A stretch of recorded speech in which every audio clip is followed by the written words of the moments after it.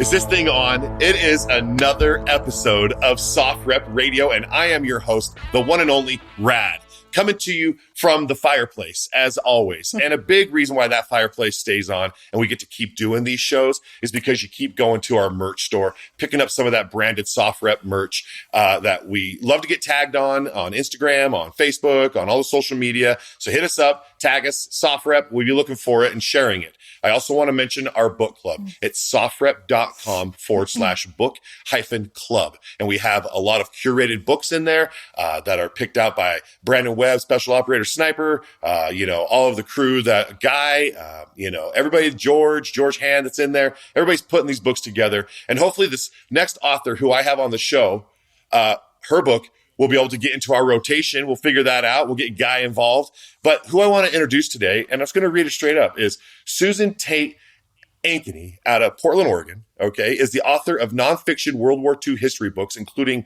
American Flygirl and The Girl and the Bombardier. A former educator, she is a member of the Oregon 8th Air Force Historical Society, the Association des Sauveteurs des Aviateurs Allies, which finds and memorializes World War II crash sites in France. Pretty badass. The daughter of a World War II bombardier and great-granddaughter of Oregon pioneers. She lives in Portland. Welcome to the show, Susan Tate Ankeny. Welcome to the show. Thank you, Rad. That's quite an introduction. Thank you very much. Well, I mean, I had to just keep it condensed, right? Because first of all, this totally will become your book, American Flygirl, which is what we are going to be talking about. Your publicist, Anne's like, Rad, please check this book out. Send it to me. I was reading about it. How can you not love anything that has to do with flying in the early days of flight, right? When, nobody had hours in the sky, right? But yet here they go, off to war, right? And talk to me about Hazel Ying Lee, who you have written about, who is the first female licensed pilot, first Asian American pilot in the military, Chinese descent, in the 40s, during racism at its fullest, bigotry against women at its fullest, homemaking is where you belong, bare feet and cooking is at its fullest. I don't believe in that. And I want you to tell me, how was that going on? What was going on? Tell me about your book. Well, first of all, and I'm not sure if I'm correcting you or if you said this and I missed it. She was not the first woman to receive a pilot's license, but the first Asian American woman to receive a pilot's license. Everything else you were right on. She was the first Asian American woman to fly with the military. She wasn't in the military, but she worked for the military, and to fly fighter aircraft as well. So, yeah, she was born in 1912 at a time when, yes, women were expected to stay home and have children and be quiet and also take care of their parents as they aged. And anything other than that was not only frowned upon, but women were shunned for doing otherwise. So there was that. And she was, rebelling against that from the beginning. But also as an Asian American, yes, the Chinese Exclusion Act was harshly punishing Chinese Americans and keeping them secluded in Chinatowns. They were not welcome in public places outside of Chinatown. They couldn't have a job where they would be seen outside of Chinatown. So in a stockroom or something, that was okay, but they couldn't go in restaurants. I mean, they were really kept powerless in these places. So to do something like this, to break out like this, it took a person who just really didn't care what anybody thought or said about her. She was just doing her thing. Yeah, and she kind of references that when she's flying in her mind, it's kind of like when I get to take off, as she grows up and gets her licensing and starts to experiment with airplanes, none of that's around her. Right. It's just her and her own engine and the hum and the rumbling and just what is this thing I'm flying? She's probably got to say that 100 different times. Can I pull over, go to the bathroom? No. and you can't. And I'll tell you right now, I got a friend who's a pilot, male pilot, and they have things that allow the male to just pee right into a tube. Yes, they do. But a female has to have a suction device installed, robo-bionic, and then it can malfunction. And then if you have to go, you just got to go. Well, back then there wasn't. There were only release tubes in planes, and so they had to hold it. Jeez. Yeah, I mean, Yeah. really. And there's Yeah. one pilot that I know out there, and she goes by the call sign Puddles because her device malfunctioned in an F-18 Super Hornet. Oh. Oh. So here she is flying Mach 1, having to take a whiz, and just, I can only imagine, and guys, I'm just saying, there's just like this, she's dropping bombs. These women are just as badass as any guy. I just have to say, plus they make human beings. I can't do that. No, not at all. I don't have that ability. I know who rules this world. I just want you to know that. It's and I hope my cool. listener loves to hear that, because you got to respect the woman. Okay. Thank you. 100%. Thank you. Yes. And, I've been married successfully for 25 years. All right. Congratulations. And I have daughters. Okay. That'll do it. And they have to look up to this. Yeah. And so therefore, we know what's right and what's wrong. And, wow, being the first Asian American to fly, I'm sure that, this will be coming out around May, and that is like Asian American Pacific Islander month, so this will be coming out, and there's a lot of, I think the book comes out April, right? And when this comes out, I think the book will already be out. Yes, the book was released April 23rd last week, and yes, right ahead of AANHPI month on purpose. Yes. Mm-hmm. No, great. That's perfect because she needs to have her story not ignored. Right. And it has been. Holy cow. Yeah. As someone who went into the Air Force, I just was like, I'm just so excited to see that, Hazel Ying Lee was able to break all the barriers. She did the best she could. She wanted to fly combat. That's one thing she never got to do and didn't happen until 1994. But these women who were women Air Force service pilots, they did pave the way for women eventually being in the military and also flying combat, which is what they wanted to do and were trained to do. Right. Yeah. Why not? I mean, why? But I'm not trying to give away your book. There's just so much I want to talk to you about. But I want you to go out and get the book, right? Really go get American Flygirl. Support, women authors writing about powerful women doing powerful things that we can't let it just be, forgotten and swept under the rug, kept in the back. They're not to be that. They should be law enforcement, anything that they want to be. And so, boy, I just like that she's pretty bitching with her cigarette, on the cover, just kicking it. I know, right here. She's got her cigarette. If you're watching this, she got her smoke in her hand because why not? Okay. In that day and age, why not? Mm-hmm. All right. Exactly. I mean, she was way cooler than I am. me too. Right. Yeah. And her friends on the wings of the plane and the photos, I don't want to show those because I want you to go see this. Okay. I want you to get the book, check out the pictures. It's pretty cool that there are some archived photos from back in the day because really, well, 3 pictures of Iwo Jima were taken. And then today you got like 500 at a concert. Yeah. Well, I think some of that was the fact that they were women too. I mean, women, are archivists. They, keep the scrapbooks and whatever. And these women were taking pictures and they were writing home every day for most of them. So I had all of these letters and all of these stories about Hazel that were written about.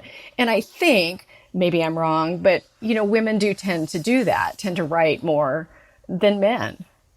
It's a stereotype. Sure. It's dangerous territory. I'm generalizing. But I was going to say, yes, ma'am. I think at that time. And so that's why we have so much about Hazel because of that. That's really cool. Now, what made you, I know what made you, your mom and dad. What helped you to power yourself as a young girl to be this writer that you are today? Can you inspire my listener to say, how old were you when you started writing or realized that you had the knack to break down a story? I remember being 10. I mean, I think I always wanted to write. I do remember being 10 and writing my first chapter book, which, was probably like 10 pages long, the whole thing, but it had chapters. And so I was really like, wow. And I did. I wanted to be a writer. I loved writing. I loved playing with words. My parents were storytellers. I was raised with people who tell stories. The reason I have my first book, The Girl and the Bombardier, is because my dad loved to tell his story about what happened to him during the war. I was very lucky that he did that. That was unusual. And my mother was Irish and a storyteller as well. So I was raised. She didn't read books. She didn't really trust books. She just told the stories of the land. Oh, and her stories. Oh, I have not laughed as hard since she's been gone. She was hilarious, little Irish woman. But I think that has something to do with it. And my dad was a reader and loved books. And I used to get in trouble as a child for reading all the time. My mom was always, trying to get me to do something productive, but I just wanted to read. Yeah. Why not? I mean, it's just brain food, and it just takes you into another imagination of your own imagination. Now, Yes. You're really writing about somebody's life, though. These are things that took place. So if you could imagine what she was going through your eyes, putting it on paper, that's where books really take off. You get to really just dive in and read about it. And I mean, there's just things like, okay, look, listener, my viewer, they didn't let women at the guns, America, guns. Okay, y'all, guns, right. Okay. Where's our guns? Don't take my guns, my liberties. Hello. What about your liberties? What about her liberties of being able to operate a gun, huh? Or having a 45 caliber pistol in case she went down. What about that? What about that? While the guys are scrambling looking for their 45s, she's like, well, have a nice day. I just guess I'll be a female that might crash land and get captured. And what would they do to a female versus a male? If a male has a 45, and in your book, you talk about the males have, they have these pistols and they're taught to keep one round in the chamber in case they crash and they don't get, they get captured, put themselves out of their misery. A female getting captured. Yeah. Spoken like the father of daughters. Yeah. Well, women were just delicate little things. I mean, the belief was in 1912, when the first woman got a license, that if she went up in the air, not flew, just went into an airplane, she would go berserk. That women were just too temperamental, and they certainly couldn't handle flying an aircraft. And yet their safety record was better than men. Sure. So I have so many things that I said, but you remember how I told you that this is the internet and it's forever? Yeah. So I'm just remembering that. Oh. Yeah, I gotta be cautious on what I want to say. Yeah, because I really have, I channel my inner Christina Amanpour at all times when I'm doing this, and so just got to keep it real. Otherwise, you'll know what side I pick. But I'm going to say that women rule the world. I can't say it enough, right? And so from, extreme athletes in the X Games, winning gold medals, to flying aircraft, to going into space. And, there's nothing that a woman can't do that a guy can do except have a kid. Oh, that's powerful, isn't it? And you don't even really need a man. Not anymore. No. So how about that, you guys are in trouble. We should be nice. You should be nice. Yes. Change your minds. Well, we need both. We need men and women. Yes. I get it. Men are great. But American Flygirl, I mean, that's the kind of outspokenness that was really needing to be taking place back then. Guys standing up and saying, hey, she can do it. Yeah, I see her do it. She's doing it better than me. And they did. And there were men that did. And I hope in my book I have not painted a picture of all men being, terrible men trying to keep women out. There were many advocates. You go ahead. You be mad. Yeah. Righteous anger. Let it out. Okay, it is. That's all it is. And, I can't change the past. I can only be a good steward of the future. And so therefore I can just, put that front foot forward at all times. That's how I look at it. Forward. That's right. Yeah. That's right. Jeez. Just like she was putting herself out there, it's just a good book. Well, thank you. I noticed you've got an advanced copy. So you don't have a lot of the pictures that are in the actual book that was in the actual Yes, copy. There's an insert with a lot of pictures that I'm sorry, you don't have. No, that's okay because I've had this book for a minute, but the pictures on the back I thought were pretty cool from the archives. I was looking, it's image courtesy of Texas Women's University Women's Collection. Yes. Give them a shout out for those photos they have in the back here, right? Because, 100%. And please read and vote. I mean, I hope that just means in general. Oh, yeah, definitely. Yeah. Chances are, if you're voting, you can read. Come on, man. That's my fingers crossed right there. Those are two good things, voting and reading. Do both. It says it right in the back of the book. Yeah, I'm sure, and I just really think that Chinese Americans really got shafted, and like you said, there was that whole ban. The Japanese attacked, and everybody was just pretty racist.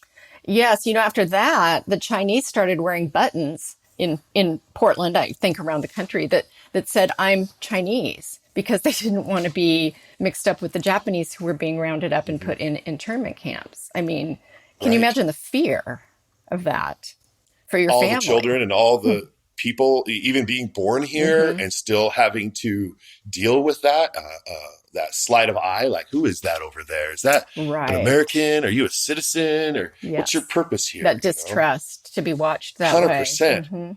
And when all they want to do is fight for the country that they live in. Right. That's all Hazel wanted to do. She wanted to defend the country, and she had a very difficult time doing that. To defend the ideals of, bring me your weak and your hungry and the needy, to defend that, right? Because I've been there.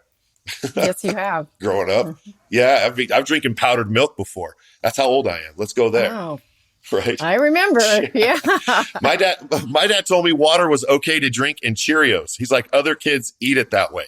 Really? Really? Yeah. And he's a Green Beret at the time, and we're in California. Well, it's just like, it's crazy, dude. I don't know.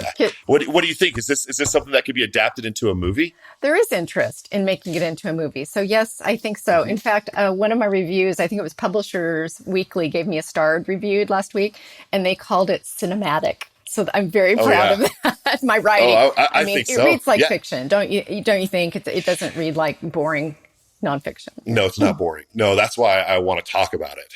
But it's like, a big TV show like Game of Thrones. You haven't seen it? I can't say a word. Sorry, I just really don't want to. I want you to know that she climbed the ladder of just what she wanted to do, her own ladder. Like, she made her own destiny and chose it. And her sister, and we're talking about Hazel Ying Lee here, who I'm referencing as her.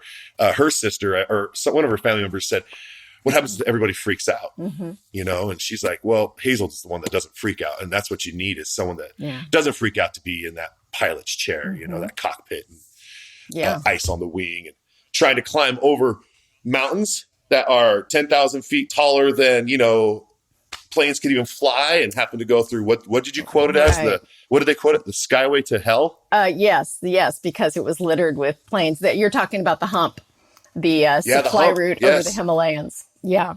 Yes. Yeah. Yeah. To try to get equipment into troops, and the fighter aircraft are getting hunted at all times. Everybody knows that's probably the funnel.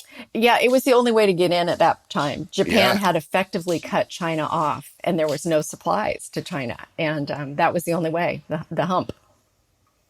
Right. And it was, and it was just littered with, as they called them, coffins. The planes were called.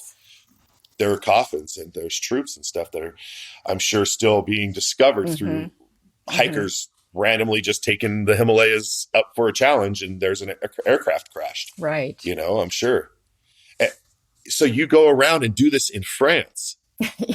Well, I belong to the organization that does this. I don't personally, but a very good friend of mine is the leader of that organization, and he began this. And it's just an incredible thing that, yes, they go around and find crash sites where B-17s mostly had crashed, and oftentimes someone was killed in the family. And they memorialize it, they'll put up a plaque. But the incredible thing is they have a ceremony. And I've been to one of these ceremonies. And they bring all the family members over from the United States that it was their family member who either crashed and maybe got taken in by the French resistance or the underground, or was killed. And very emotional. Sometimes the children, at one ceremony, the wife of the bombardier who'd been killed in that crash was there, and she spoke, and their children are there. And sometimes it's children who, never met their father. He died. Well, anyway. So it's incredible. And they're still finding pieces of planes. A friend of mine, they just found a piece of his father's plane and gave it to him. When farmers are plowing up their fields in France, they're finding still pieces of aircraft and a dog tag not many years ago. They did find some information and some bone fragments on a man who'd been missing in action. So all this time later.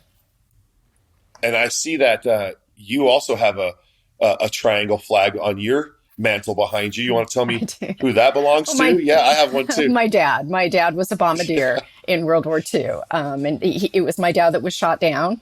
And that's what my first book is about. And yeah, he was a bombardier in the 8th Air Force. Tell me something else about that, about Dad. Well, the story of him being shot down was, pretty incredible and harrowing. I mean, right from the time he jumped out of the plane, he'd never used a parachute before. Now, he told me that one of his training instructors said, you don't need training for something, you've got to get right the first time. But I'm guessing, knowing my dad, because some men had training, I'm guessing that there was training like posted and he didn't go. So he didn't know how to work his parachute and it was on upside down. So right from the beginning, he's in trouble. He does realize he can do it from the other side and it opens, but he lands looking up at the sky because he was being followed by a Messerschmitt and who he thought was just going to shoot him. So his whole life had terrible back pain. He had many, many surgeries. They were never able to fix it from that fall. And he was in shock when he landed. And they whisked him away. The French knew what to do. My dad always said, I wouldn't have survived, but the French were not going to hear of anything else happening. He used to joke that they carried him across the country to safety. He said, I did nothing. They did it all. And they would have been killed. They would have been killed immediately for helping him. Sometimes entire families that helped, and my dad did stay with a family, were shot. And their bodies were left on the stairs of the churches in the middle of the village. So everybody would see that as a warning not to help. And this had happened. And this family, the Van Lairs, still took my dad and 2 other American airmen into their homes. And many people did across the country and in Paris. It was a harrowing experience where they pretended to be German. French. They had false identification that they had to hold out to guards and one question, and it would have been all over for them. Yes, it was a harrowing journey across the country. Your father. Yes, my father. And then he comes home, and then you come around, right? I'd imagine. Not for a while. Later in life. Later I'm going to say that, right? Yeah, right. Because Dad's World War II. Yeah, and so he had cow. many, many health issues for it was over 15 years before I came along, and he was in pretty bad shape. He was in and out of treatment facility. Yeah, yes. Facilities of back pain. He became so arthritic he couldn't walk. My mother carried him around. He was a little tiny man, but we love Mom. We love Mom. Gotta love Mom. my Irish mom. Yes. So yes, I came along later, and he started telling me about what happened to him. Someone asked me one time, how old were you? He always told me. I mean, I must have been very young, probably too young. And he would cry when he'd talk about the people who saved his life and what they risked to save him. And the remorse he felt for surviving when, even the co-pilot in his plane didn't survive, and he'd cry. And that really got my attention. I adored my dad, and seeing him cry and telling the story, I knew when I was little, this is a big deal. something really big happened to my dad. Yeah. And then you just decided to take that chapter book inside your brain and put it into a book for your dad. And did he get a chance to read your book? Or He didn't. And I'm so sad. I didn't ever want to write it. I knew it, but I wanted him to write it. And I kept being after him, and he wrote a lot of it. I mean, I'm thankful because, again, I could use that too in my book when I wrote, but his heart just wasn't in it. He wasn't a live in the past kind of person, especially as he got older. And so when he died, I was like, I've got to write the story. Now it's my story. And if I don't tell it, nobody will. So it Seriously. Came to me, and I'm glad. I mean, he would have loved that I wrote it, but he also, I don't know, he loved me anyway. You know what I mean? Way to keep the legacy alive. That's what you've done. You've just immortalized it, really. Yeah. Because now we can type it into the internet. It'll always be there. Oh. As long as the internet's around. Never thought about that's that. going to be around for a long time. The digital diaries. Well, I did it for the Van Lairs and all the people who saved him, because they are really the unsung heroes in this. And when we went to France, we were treated like royalty. My French was not great, and their English was not great. And I sometimes thought, I think they have me confused. I think they thought that like we were in World War II or something because of the way They were so grateful to Americans' help in their freedom that they have now. They still are Liberation. yes, yes. They, I mean, how can you not be glad to be liberated from that situation? well, how can we even imagine? You know what I mean? We I don't can't. even, we'd all be speaking German. Right, right. And these, I don't know if that sinks in. well, we sing the praises of the airmen, and yes, rightly so. But these people also are, and they were farmers, Yes. they Yeah. were unarmed farmers. Just, Human beings on yes, earth yes. trying just to live and eat their food and have a Hmm. family and just, they just happen to speak. Merci beaucoup to our friends in France. Yeah, see, Yes, yes, to them merci. for what they've done to for Hmm. your father and on Hmm. their behalf. That's Hmm. very awesome. I know a lot of folks go over to like Normandy and do a lot of tours with those that are Yes. still around, and that's starting to get a little bit less and less each year, and less. Normandy is So incredible. All those beaches, if anyone can ever have the opportunity to see that, it will change your life to stand there on Omaha oh Beach. yeah. And it feels haunted. It feels like it's there. You can feel it. Oh, 100%. I stood on the opposite of the channel of the Isle of Wight. I was on Oh the yeah. England coast Hmm. just a few years ago, and I could see France and what you say is Normandy's shoreline Hmm. off in the distance. They're like, you see that out there? Hmm. That shoreline, that's where Normandy and Utah and all that is. And I was like, oh man. And they would launch from Portsmouth and south of England to go over to France, get into Normandy. Very Right. haunted, Yes. very It spooky. does. And I went to the German cemetery too, and there was no one there, and it's just kind of a little cemetery off in the distance. I don't think very many people visit it, but those mothers lost sons too. I And agree. it was still Yeah. a very beautiful experience to see all of it. Yeah. Um, War's not cool. It happens. And I feel like the infantry guy on both sides is just doing what they think is the call to duty. right. And then there's the higher ups that have like the puppet master strings Hmm. of everything that trickles down, lack of information to those guys. So it's not so much the infantry guy fighting because he thinks he's supposed to, also like our infantry guy is fighting. So I don't know. I have a lot of blame on the higher ups. My dad, read my first book. I talk I about will. my dad's attitude a lot about that, especially when he went in. He was drafted. He didn't want to go to the Hmm. war. He called it someone Right. else's war, and he thought that the politicians could fix it. And I say a lot about that in the book. But then, after being shot down and living in homes where people were, Nazi occupied, they were living in a Nazi occupied area. And of course, at the time, he was hearing rumors in France about what was happening to Jewish people, but it just seemed way too far-fetched to believe. And it wasn't in the American papers. If anything was about it, it was just a little story on a back page. That all changed him. That all changed his idea about war and what we were doing and what we needed to do in that case. So he came out of that completely changed in his idea about war. Although he still sat and watched the news during the Vietnam War, and tears would roll down his eyes. And Yeah. sometimes they would mention teachers. Or students. He was an educator, and some of his students died in the Vietnam War. And I remember him saying to me, I was pretty little, I thought we fought the last war. So he was very brokenhearted. Yeah. And Yeah. I know Vietnam's a whole Yeah. nother thing, but It's a whole other thing, I know, very and my different. father served in that one, and it's like a Hmm. whole nother, I don't want to say what he did wasn't worth it, and his Right. friends that went with him. And so Right. Vietnam, man, that's a whole nother book. I don't know who you're going to have to Mm. pick their brain to write that one, huh? I don't know if I'm smart enough to write about Vietnam. Oh yeah, I know you are. There's just a I, lot. It's much more political, don't you think? I think so. Yeah. Hmm. And it is. Hmm. And, this is World War II with, Hazel, it's more, it's a good versus evil Hmm. almost kind of Hmm. fight, even though politicians were involved in that. But it was like, we don't want to go to war, but we have to. That was Yeah. World War II.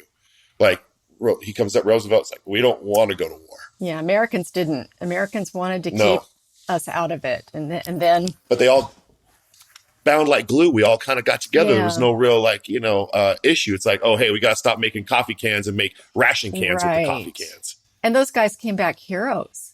Yeah. Parades and yeah. Time Life magazine kissing the New York, the nurse Oh, I and the love that sailor. picture. Yeah. Right, Yeah. right. The dip, right? Yeah. I mean, so classy and just so random, but I mean, Well, It's just what such do a you do crazy. like in China? And this American Flygirl starts with this.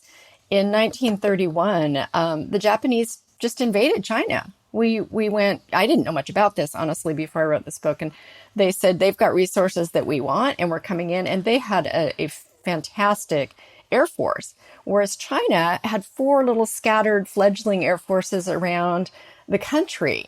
And Japan had easy pickings coming in. And so that's why the Chinese sent delegates to the United States. They needed planes, they needed pilots, or the country was going to be taken over and easily. It's just hard to imagine. It's such a big country.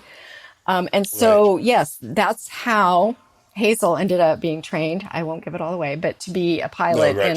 in China, that's how that started, how they started training young men. They were boys, really, from Chinatowns. They took them out, and the training was paid for by the benevolent societies and sent them into aerial combat, dogfights in China against the Japanese. So I just think that's amazing. And that these young American boys, they didn't all get to do it. They didn't get chosen. They wanted to. They'd never been to China. It was the Right. country of their parents. And they wanted to go fight a war over in another country. A, a place that's really just not much known about it here in our own country because there was such a boycott on the culture. Right, right. Yes, yes. The Chinese. So you can't like say, oh, I have been reading about this in all these different articles and magazines and I can't wait to go over there. It's like, here you are. And most of their families were from the Canton area. I can't remember the Yeah. name of the exact town, and I would mispronounce it. But they began their journey in Shanghai, where they didn't even speak the same language. The Chinese Americans here spoke Cantonese, and in that part of China, like Shanghai, they spoke Mandarin. So the first thing these people had to do, these Americans had to do, was even learn a new language. So they knew nothing Ni about the hao. country.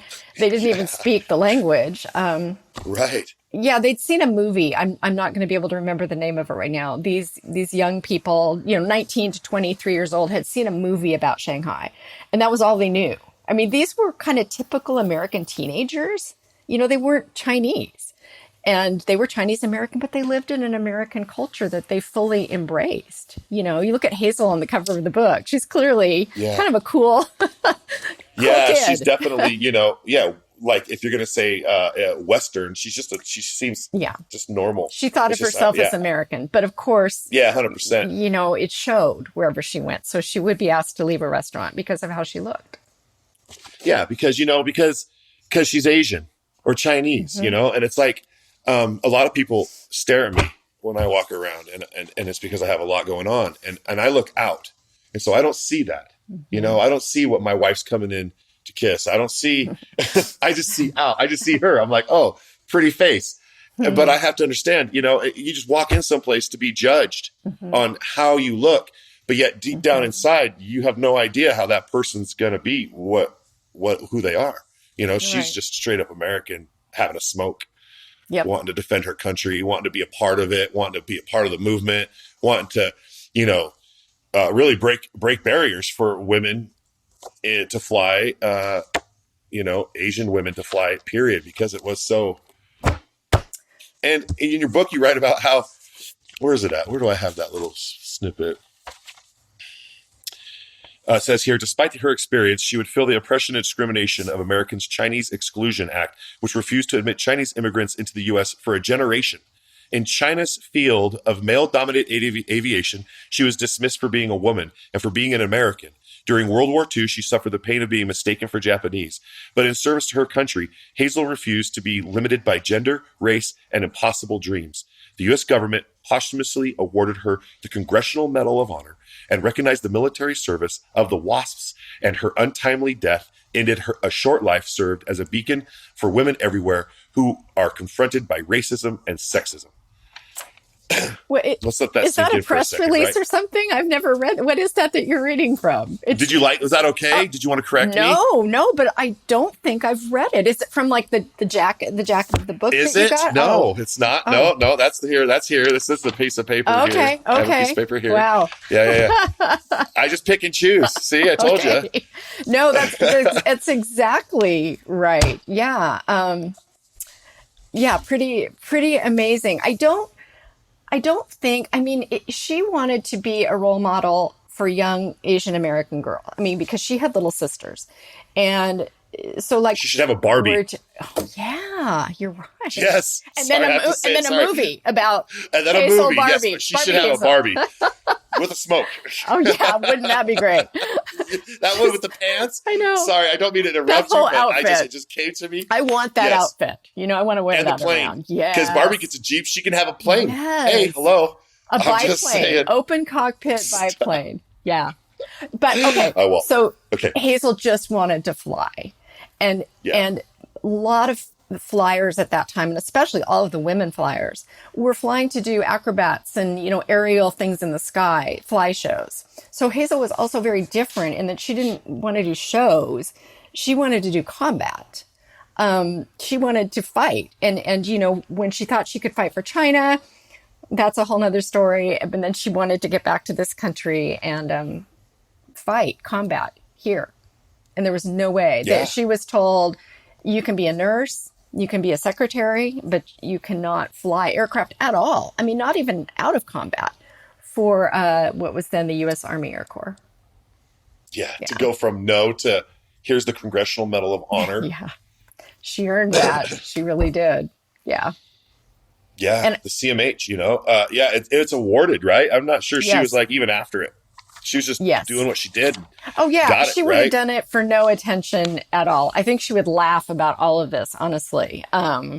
It would just seem funny to her because she just wanted to fly planes Yes. fast, as fast as she could. She flew fighter You know- aircraft. You know, and also right here, I have this little snippet. It just talks about how, like, a new age was dawning with Hazel. And for the first time, the idea that more than child rearing and homemaking might be available to women began to take root. Some women, brave enough to go against convention, found themselves willing and eager to exchange traditional roles to become pilots and explore new opportunities in aviation. A fire was lit in Hazel that would change the course of her life and aviation history. Yes, definitely. Women were coming out of the shadows. And women had been given the vote. The amendment was passed. White women, not women of color. Right. And so they were emerging from the shadows and beginning to realize for the first time, is there a choice? Because that hadn't even been something that was discussed. I don't know if women even wanted something they didn't know they could have. And Right. Hazel just said, well, why not? I mean, Why not? yeah. I mean, Like, why can't I wear pants? right. Oh, yeah, that Right. was shocking. That's a big deal, right? Yeah. Yeah, I'm totally a dad of daughters. And yeah, I get it. I'm just like, you know, we were just talking about how women were just allowed a credit card like 50 years ago without a man's signature. I don't think it was It's that. like- Was it 50 years? It Has was, it been was like I don't 70. know, I'm It was just- in the 70s that they, It was in- yeah, I I'm want to say 46. I was 72 born or 77. 76. So right before you were born. It would definitely Yes. happen before. Oh, I remember it. I remember my mom. Yeah. Her being on my Being able dad. to get a credit card. Yes. Yes. Which was a big deal to my mom. Yes. But yeah, I mean, it's hard to imagine. I can't, I don't want to, I'm glad that's in my past. I don't want to have known that. I don't know why I'm saying that. I'm glad that my daughters are able and, you know, women are able to go and be themselves. So, okay. We got to stop the insanity though. Okay. in this world of you're just as badass as I'm just as badass. Yeah. I don't have any say over you and you don't have any Yeah. say over me. You have freedom to choose and I have freedom to choose. And no matter what language you speak, it should be that way. It should just be freedom to choose. It shouldn't be, we're going to stone you because you don't wear your headgear right. You know, your hijab, you know, we're going to stone you for being a female. What? I know. Today, that's happening. I was just thinking that. Can you believe that's going on right now? That's Yes. going on right now. The things I It's write about awful. in my book are happening now around the world. And it's like we got to stop reverting backwards as well with like these ideals. It's just not. We got to keep moving forward. Progressive is forward. Yeah. Oh, man. And I think when you imprison women in that way, the way they're doing in those countries, the way you're talking about, Yes. I think men are imprisoned by that too. I mean, we all lose out in that situation. Yeah. I don't know. I don't know if I'd want to be the man in charge of everything, you know? It all falls to me. I mean, men and women are great Yeah. together. They make a great team. You know, and also like, we've never had a female president in America. Yeah. You know, we've gone to war under all these dudes. I'm just saying, huh? Yeah. Maybe we give a lady a chance to be in the White House and run some things, huh? Yeah. I mean, what? It says here that they were good in the House on this paper back in the day. Is that where you guys want them? Put them in the White House. Straight up, dude. Yeah, a lot of waste. A lot of waste has gone on. A lot of waste. Makes me stretch my muscles. I think you're a good father of those daughters, and they need to know about that. And you said you don't know why you mentioned the credit card thing, but they need to know that. They need to know that that has happened. And because we have short memories as human beings, and we tend to, as a lot of is proving right now, that things tend to repeat. We tend to go backwards and repeat and forget the mistakes that were made. Why don't we put mandates on men? How about all men after the age of 23 have to get vaccinated? How about that? Oh, did I say that? How about that? Figure things out. Yeah. How about that? How about we put stipulations? See, you're like, no. Well, why does anybody get it right? Let's have this conversation. I'm okay with that. Sorry, you're a powerful woman. We're talking about a powerful woman. I'm raising powerful women, and I'm married to a powerful woman. But you said it. Why can't we all be powerful? Yeah, why? I mean, it isn't just women who can be powerful. No, men too. Sure. I think men could learn some things from women, vice versa. You know, I think that why are we so afraid of each other's strengths? I just think I want a controversial episode is what I want. Okay. I think I want this to be my controversy. Go for it. If that's my controversy, then bring it. Let's go. Okay. Come at me. Okay. Well, in the comments below. Why did it happen? Okay, I appreciate that you may not have read the entire book, but this is a piece of history you're probably also too young to know. Why did it happen that the WASPs were disbanded? The WASPs, the Women Air Force Service Pilots, of which Hazel was a member, disbanded before the war was even over. I mean, this speaks to what you're saying. The war wasn't over. The day after the WASPs were let go, planes were sitting on factory runways. They needed to be delivered. There wasn't anybody to deliver them. And there were thousands of these women. And the American opinion, like it happened to Rosie the Riveters, American opinion turned against them because they were taking men's jobs. And now men were coming back from the war. And, you know, D-Day had happened and there was all this, yay, the war's over, but it wasn't over. It went on for a year or more. And many, many more years, aircraft were needed to be ferried as the women were doing. So they were just sent home because men were threatened by having them have their jobs.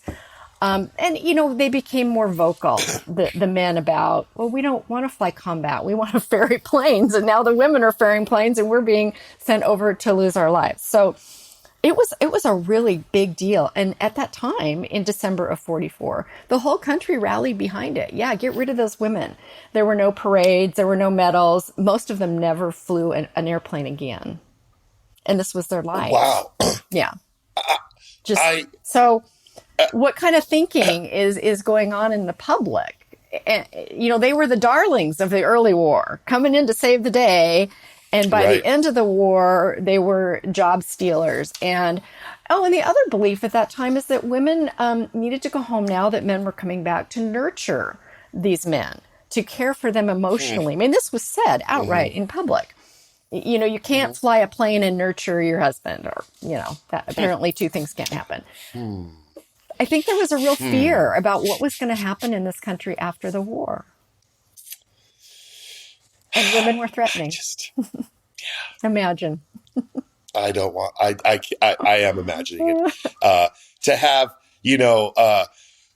Hazel be just turned on to now, first of all, she's a woman. Second, she's Asian, Chinese, still confused with everybody in America during the whole ending of the war. And everybody still has this polarization happening on people, on women. And that's what you're talking about, is polarization. It's like, back to the kitchen, back to nurturing, Your husband can't work because he's shell shocked. So you got to stop working in the job that he was going to work in because he's shell shocked. And you got to go home and take care of him now. But you can't make anything for your family because he needs his job back. But he's shell shocked. And these women were supporting their families. One of the argument was that men are the breadwinners and need to support their families. A lot of these women were their husbands had already died in the war. They were the breadwinner for their parents, their children. So that didn't really hold either. It wasn't logical. Right. My dad deployed as a Green Beret. He'd go for 6 months. We never moved around the country. A lot of military brats move around the country with their parents getting stationed. He got stationed with a special forces group, and then they went to places, and we stayed in Utah. But that gave us some roots and some grounding here. And I guess what I'm getting at is my mom every morning would get us into the car to go to school, and we'd say, okay, let's say a prayer, Aaron, to get the car started this morning. And we'd be like, okay, dear God, please pray for the car. Turn on, right? I'm like, oh, there is a God, and he's taking me to school. Okay, but mom was also dad. And so when my dad came home, I was talking to dad, and I was like, hey, now dad's home. He's like, no, dad never left. Dad's been right here with mom.